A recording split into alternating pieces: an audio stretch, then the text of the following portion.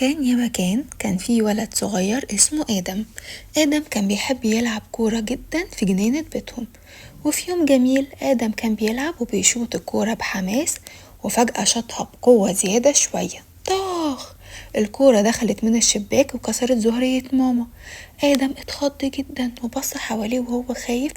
يا نهار أبيض، ماما هتزعل مني.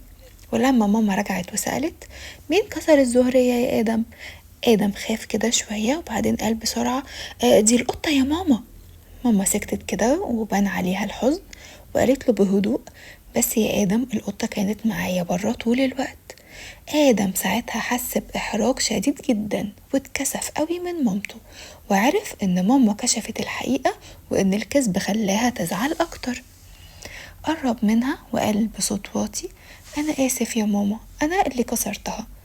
فمامته بصت له كده وابتسمت ابتسامة خفيفة وقالت انا مش زعلانة يا حبيبي علشان الزهرية اللي اتكسرت، انا بس زعلانة علشان انت ما قلتش الحقيقة من الاول. حضنها آدم وقال وعد مني يا ماما، بعد كده هقول الحقيقة دايما. ومن اليوم ده يا اصحابي آدم اتعلم درس مهم جدا، هو ان الصدق شجاعة، والكذب بيخلينا نحس بالذنب والإحراج والكسوف وبيزعل مننا بابا وماما. طيب احنا بقى اتعلمنا ايه من القصة؟ ان احنا دايما نقول الحقيقة حتى لو غلطنا، لان الحقيقة بتخلي الناس تثق فينا ويحبونا اكتر. ومتنسوش تشتركوا معايا في القناة لو عايزين بكرة قصة جديدة. باي باي.